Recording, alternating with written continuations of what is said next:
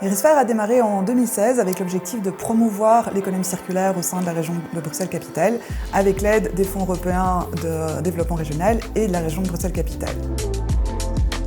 Comment on voulait s'y prendre? C'était en développant des synergies entre les entreprises pour diminuer leur impact environnemental.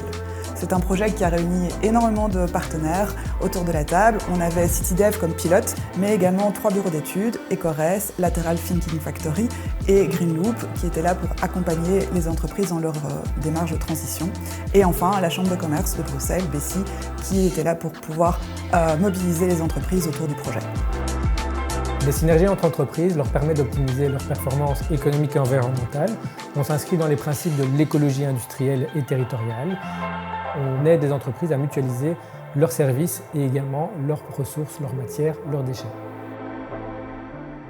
Irisphère a notamment proposé des accompagnements individuels et collectifs aux entreprises pour les aider à mettre en œuvre des opportunités économiques selon les principes de l'économie circulaire. On les a donc aidés à revaloriser leurs matières selon des projets innovants. L'accompagnement individuel consiste à aider une entreprise à valoriser ses matières, ses ressources. L'idée est d'une part de les mettre en relation avec des entreprises pour mener des partenariats autour de ces flux de ressources et d'autre part à les aider à mener leur étude de faisabilité. On peut citer par exemple l'ASBL Cyclo qui cherchait à développer des filières de valorisation de chambres à air, de pneus ou de mécanique vélo. Autre exemple, c'est celui de l'entreprise Amprobel qui s'est lancée dans la collecte et la valorisation d'huiles de friture usagées. Et en venant vers Irisphère, il souhaitait développer une filière de valorisation de ces huiles en produits finis. Enfin, on peut citer l'exemple de Composil qui a développé une filière de réemploi de dalles de tapis. Dans le cadre du programme Irisphère, nous avons également développé des projets pilotes afin de mettre en place des nouvelles filières innovantes sur la région de Bruxelles-Capitale pour valoriser des matériaux de manière locale et durable. Nous l'avons notamment développé dans le cadre du secteur de la construction, où nous avons travaillé sur le réemploi des matériaux de construction et sur les éléments logistiques manquants pour pouvoir déployer ces filières sur Bruxelles.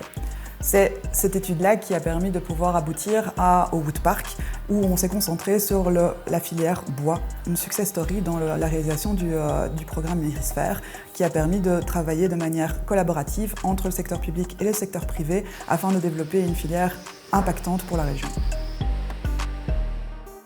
Plusieurs ont concrètement abouti et sont devenus des succès.